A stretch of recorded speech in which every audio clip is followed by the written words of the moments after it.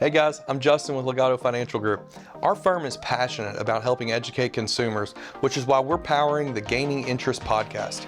The podcast of quick conversations with industry experts on topics that you want to know about, from sports to dining to healthcare and automotive, and really everything in between.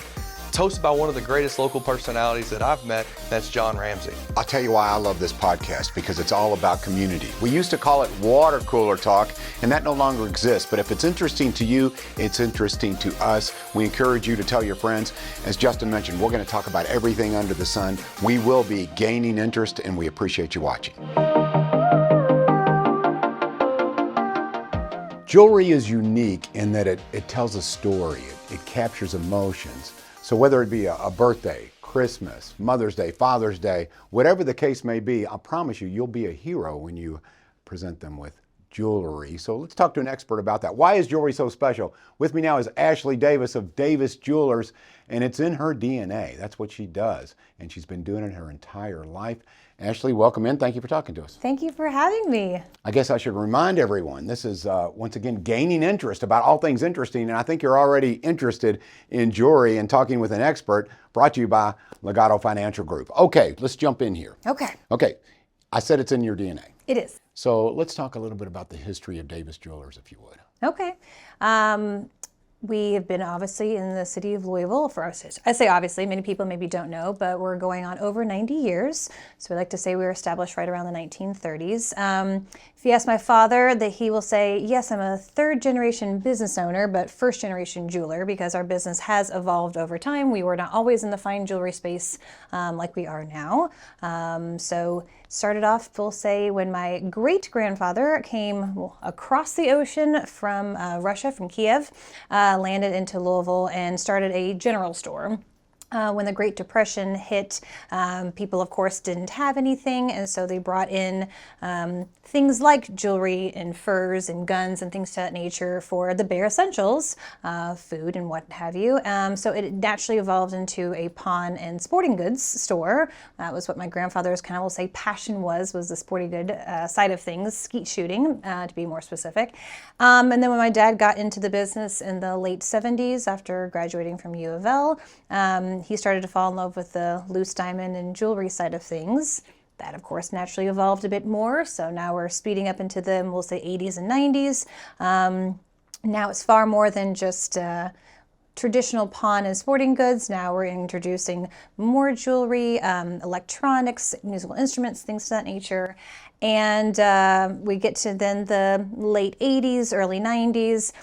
Dad is realizing this part of this business is definitely of the passion of my father and my grandfather. It's not what mine is.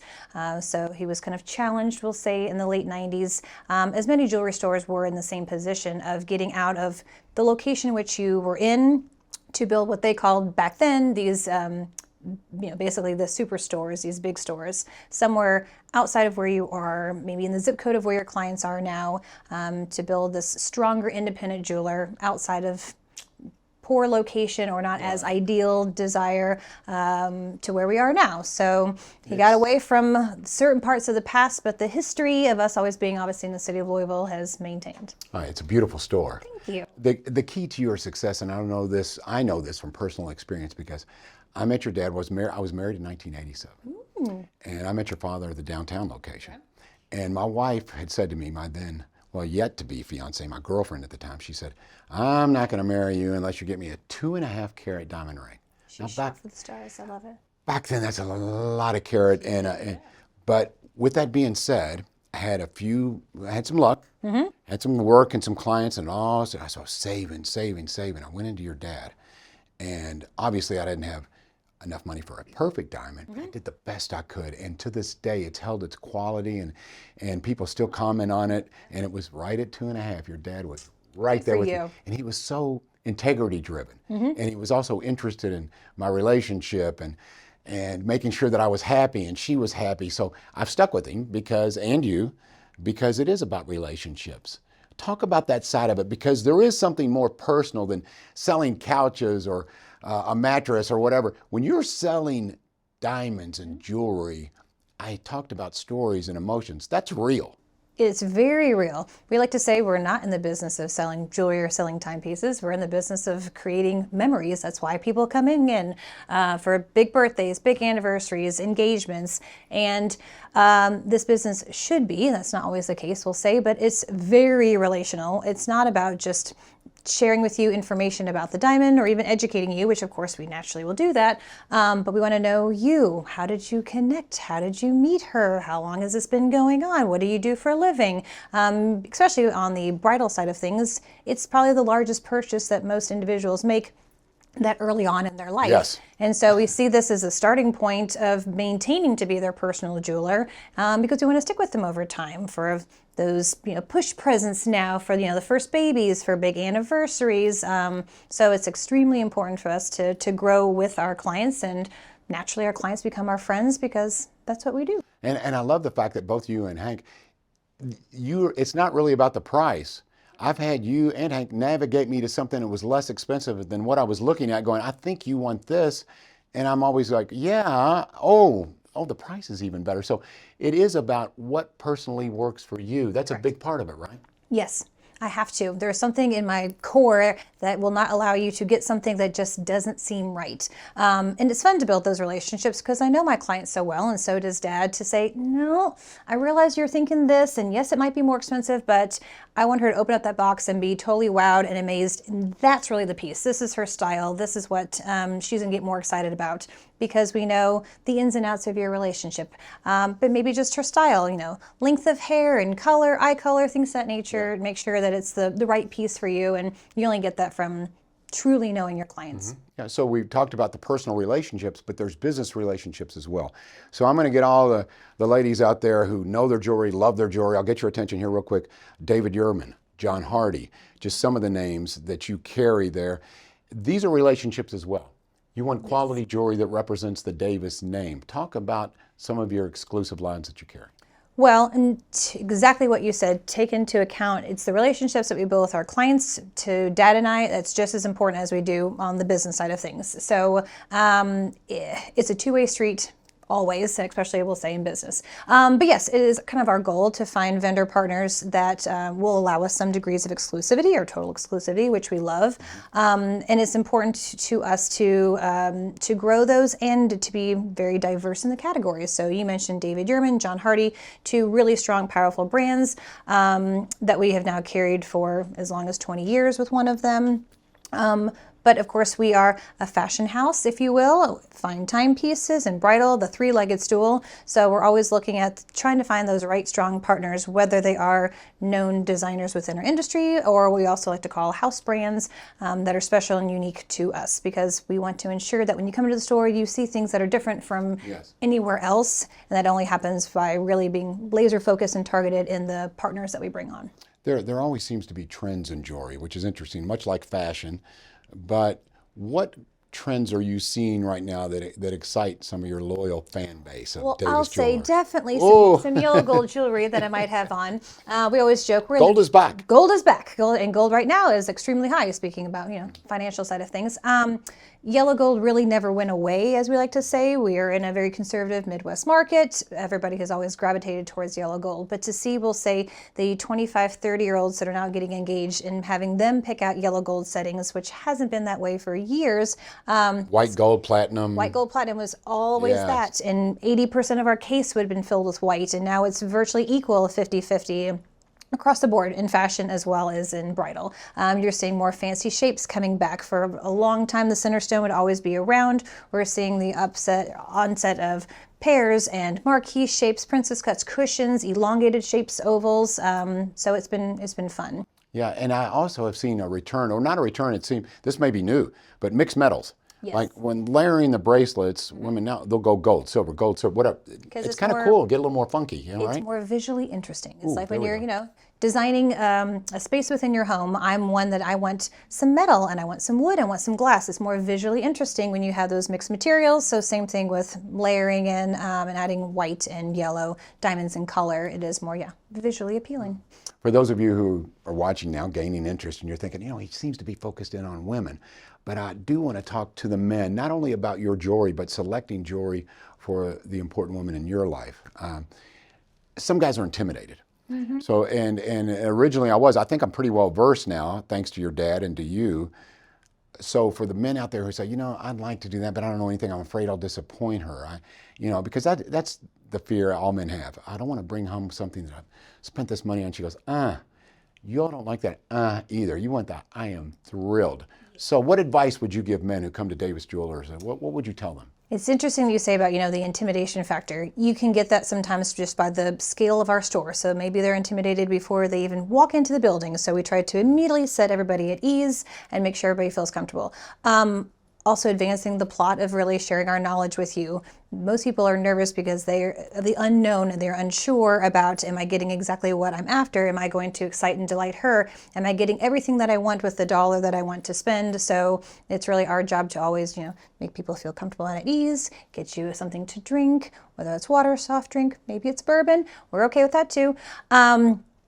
And really start that discovery process. Because we are relational and not transactional, it's not as though you're going to come into the store and say, I'm thinking about this, and we're going to beeline straight to it. No, we're going to ask those discovery questions to ensure we really know who you're purchasing for, because we want her to be wowed. And it's far more fun for you to see her light up when that piece is given. And that also it's our responsibility as advisors to ensure that that's the case. Yeah, and I don't want to be specific to Christmas, but it is holiday time here. But regardless of when you watch this, there's Valentine's Day, there's Mother's Day, there's the birthdays, there's anniversaries, and you do get the wow factor, which I think is important. And ladies, I'm telling you too, the guys want it too. I think men now have gravitated towards, I like something that gives me a little bit more, I want to be unique. I want to display how, this is personal to me, whether it be a watch, a bracelet, whatever the case may be. What are you seeing with men? Do you see more men come in and say, I want this for me?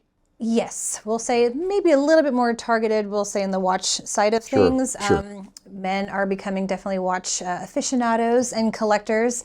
And we've got a wonderful team that is extremely knowledgeable when it comes to timepieces, because at this point in time, not only do you need to know the brands in which we carry and the collections within them and the mechanics behind them, the technical side of things, you really need to be a specialist in the entire department. If you're looking for, we'll say, a Tudor or a Rolex, you should also know just as much about other brands that a client might be interested in. When it comes to fashion side of things, again, I mentioned Louisville's a conservative market, but we're inching our way to men getting more and more comfortable, starting off with maybe something a little bit more conservative, bracelet, maybe it's a more fun material like rubber that's used within David Yurman, spiritual bead kind of style bracelets, different materials like lapis, onyx, malachite, so that you can find maybe a material or a color that speaks to you just as much as, we'll say, traditional jewelry speaks to women as well.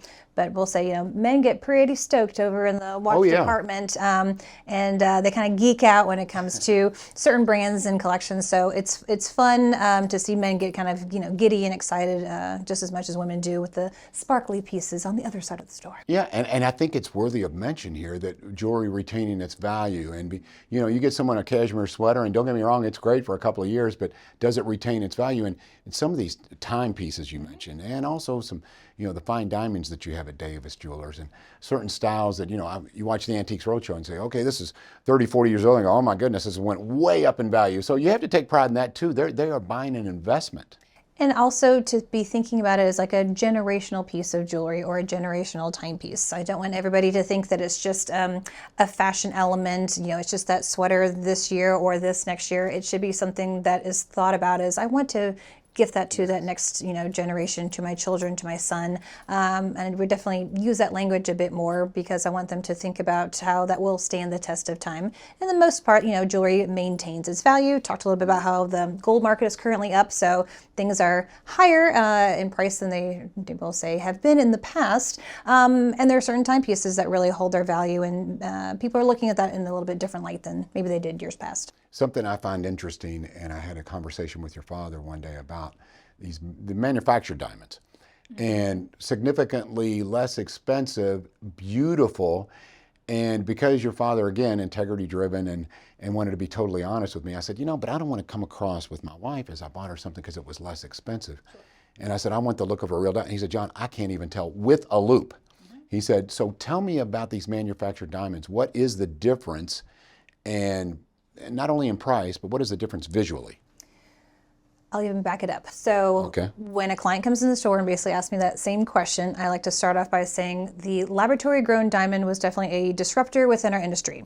We weren't exactly prepared for how that was going to really shape how things in the trajectory of, we'll say, bridal and fashion jewelry as things go on. Because they have found a way to mimic the same high pressure and high temperature that would normally take billions of years to form, 400 miles below the Earth's core, with 2,000 degrees Fahrenheit, that now they can do it within a reactor, a very expensive microwave, and speed up the process of what it is to, create that same diamond naturally. So it chemically, optically, and physically the same. The same, exact same. Yes. So chemically, optically, and physically the same. He said that there was some kind of little insignia that you really have to look for. There are, yes. Because was that by law?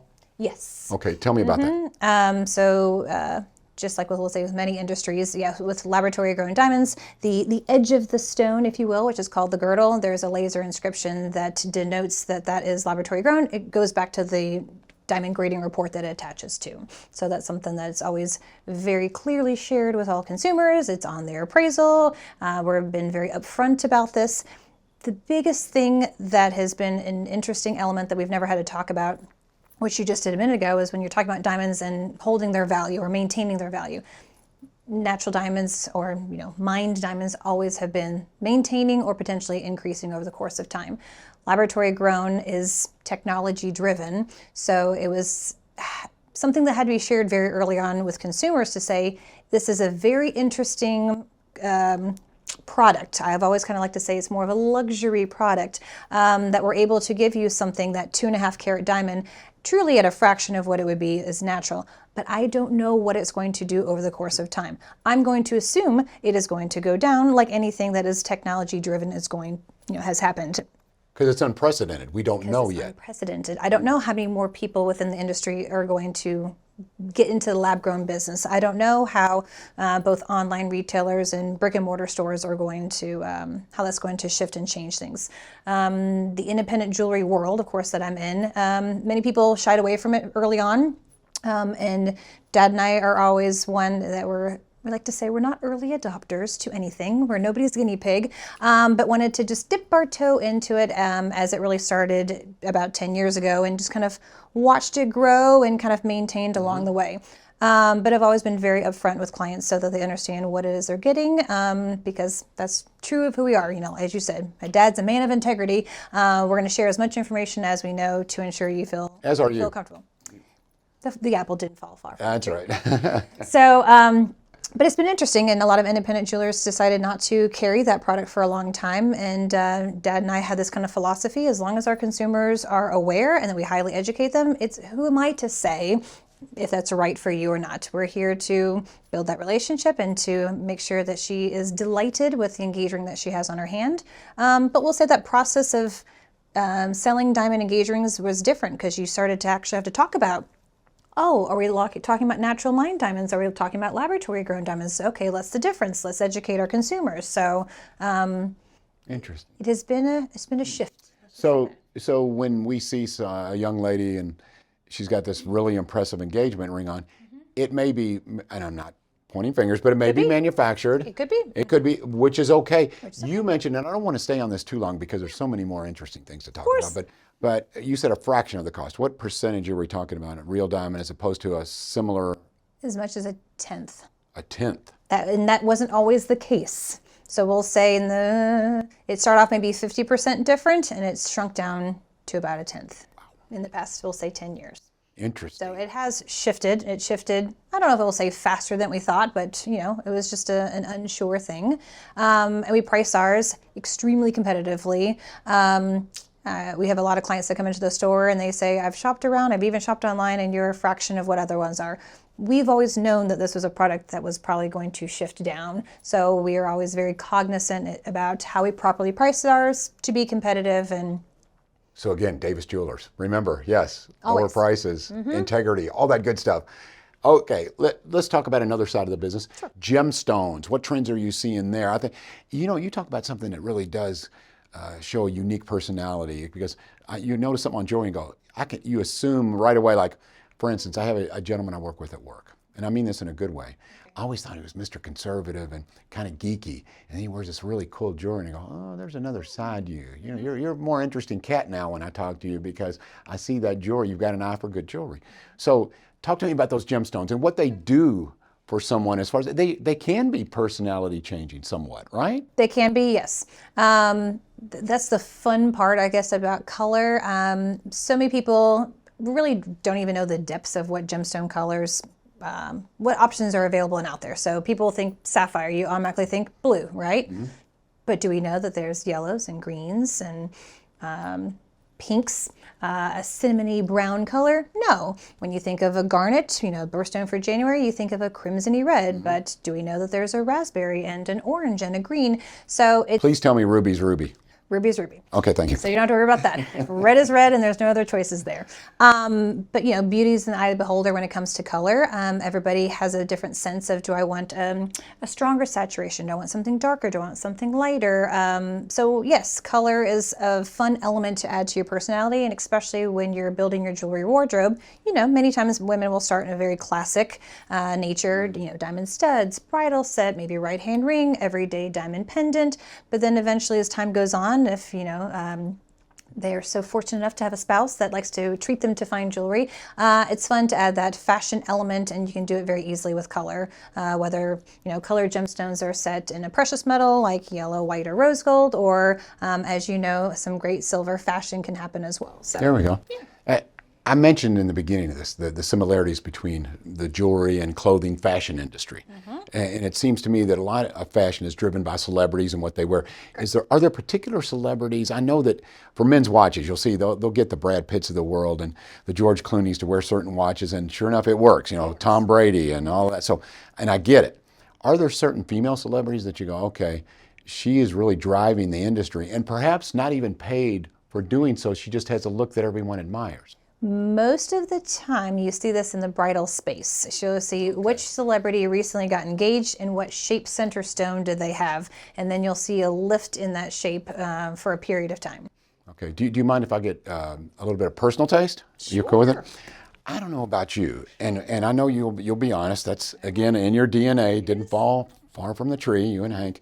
I'm not a big fan of chocolate diamonds. The really canary yellow diamonds. Maybe I'm old school, but I like the very clear, beautiful white diamond. Oh, am I wrong? No, not wrong. You're not going to take a stance, are you? I'm going to take a stance. I didn't tell you this before this started, but every year I go to Floyd Knobs Elementary. I live in Floyd County, and they have Learn at Every Turn, and I teach third graders about diamond education. Nice. So when you said those questions about yellows and browns, it was a fun game I played with them of, what do we know about diamonds? And, kids will answer different questions. They say different colors, and I said, yeah, you're right. Let's come back to that. So we played the fun game of, well, is yellow common, or is yellow, super rare? Is blue common, or is it super rare? So teaching them how diamonds become yellow and brown, and that it is, gases that are formed within the earth around diamonds, and that's why yellow and brown is most dominant, because nitrogen produces those colors, unlike that of a blue diamond, like the Hope diamond. There's something about yellow diamonds that I love. There's something very cheery about them. So I personally like a fancy yellow diamond. I could take it or leave it when it comes to the chocolates or cognacs. But to each his own. But it's fun to talk about we'll say the rarity of certain color of diamonds. You talk about true investment quality. So blues, reds, greens, those are extremely rare colors that very few people would ever see. Blue diamonds form 0.01% of the time that happens in nature. So a lot of people find it interesting to find a piece like that as a true investment item that can stay within their family. Okay. All right. You answered. That's interesting. I wish we had more time because I'd like to get into those colors. I'll be the third grader with his third grader with his eyes wide open. Yep. Okay, I'm listening. You have my attention. I think I'm invited back. Well, that's what gaining interest is all about. It's really interesting. It really is. Okay. I think your business and your business model is interesting because you talked about how you started out with somewhat of a pawn shop and sporting goods and the emphasis there, and then your father takes over and he really loves, a college educated man who says, I like the fine jewelry part of it. I want to get more into this, and you do that. So, but you guys, you obviously had relationships, you had a loyal following, but yet you decided to jump in with both feet against these big corporate jewelers who advertise a lot. I don't think you're ashamed of the fact that you advertise a lot. We do. So when did you decide, was there an epiphany about, we're going to jump in. We're not going to let them steal or try to steal our following here. How was that decision made? So when certain competitors would come into the marketplace, we wanted to ensure that they realized that Louisville is not a sleepy town, nor are we a sleepy store, if you will. I love that. There we go. So it was extremely important for us to stand our ground and maintain, and our business has grown ever since these other stores have been in our market, which is very exciting. But yes, we have to do a lot of advertising for just maintaining a top of mind awareness, but the bulk of our business still comes from referrals, and that's what we want it to be, because we're building those relationships. We're creating, as I like to say, Davis ambassadors and raving fans that are constantly bringing those back into the store. But we're out and about a little everywhere with strong billboard presence, obviously radio. You hear Dad and I on the radio, on the airwaves all the time. Beautiful print publications. And the other big difference is we're very involved within the community. So as I like to say, I like to run the gala circuit. But being far more involved within the community than our competitors is just one more reason that I think people fall in love. They know that Davis is ingrained within this community, and I will assure that's always going to be the case. Yes, that helped me. Thank you. You segue into the next question, because I have noticed if there is a good cause that you're either contributing jewelry, your time, or both. Let's talk about that. That's important to you, to give back. And I think for people here in Louisville, that's important to them too. I want to go to a store that I know, hey, they're trying to make the community better too. It's not all about their bottom line. It's about where we live, that bottom line. Talk about why that's important. And who do you support? I know you support a lot. I could go on. We support a lot. I've talked to you a lot about different causes, and it really had very little to do with jewelry, and about, hey, come on out here and spend some money and let's give to a good cause. It is fun, though, to meet, we'll say, a new client, or maybe somebody who hasn't shopped in a while, to say, thank you so much for what you do within the community. I just recently saw you speak, or I really saw you at this event, and you were sitting at my table, and I wanted to give back, and if I was going to shop anywhere and they helped me become more of top of mind aware, I'm going to go right to Davis. So you and I have met because I've interviewed you a number of times, and a lot of those times have been about a charitable cause. Nothing to really do about your store specifically, because you were giving and helping raise money. Talk about some of the people you've worked with. Absolutely, yeah. We try to be as benevolent within the community as we can possibly be. Organizations like Hospice, Down Syndrome of Louisville, Kentucky Derby Museum, Kentucky Opera, some elements of the ballet, a little bit of everything. American Red Cross, American Heart Association. Okay. If there's a gala, I'm pretty much there. I got you. Animal Care Society, Humane Society, so all causes, people and pets. Okay, before I let you go, hard and fast rules. For guys who are really trying to delve into, knowing a little bit about jewelry and buying something, whether it be a Christmas anniversary or an engagement ring, Mm-hmm.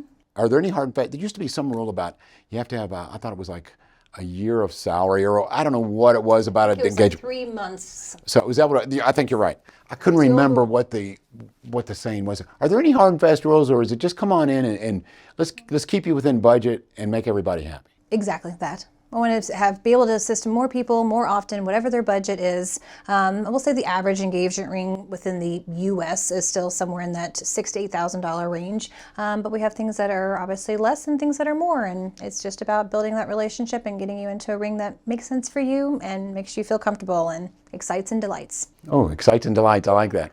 Okay. Any personal pieces that you love? Just from your vantage point, I see a lot of impressive jewelry, as you should. You should look the part, and you do. Thank you. So I like to support, we'll say, a multitude of different vendor partners to make sure.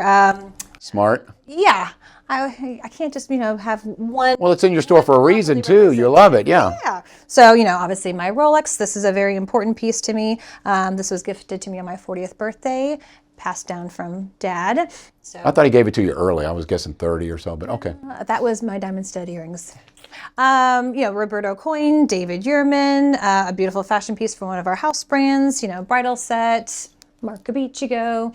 But no, it's that's the fun part, of course, being the buying side of things within the business, is I can fill my beautiful store of gorgeous items, and then sometimes they come home with me too. So if you want a great story, you want some emotion when you give that gift, and again, it's Davis Jewelers. Tell them the location, Ashley. Right down the road, 9901 Forest Green Boulevard on the corner of Hurstbourne Lane, Shelbyville Road, a mile and a half down the road. Yep, close to Legato Financial Group, who powers this podcast, Gaining Interest. Thank you for joining us once again. We'll see you at Davis Jewelers, whether the occasion's a birthday or Christmas or Valentine's Day. We'll see you there at Davis Jewelers. Thank you very much, Ashley. Appreciate it. Pleasure. And we'll see you next time on Gaining Interest.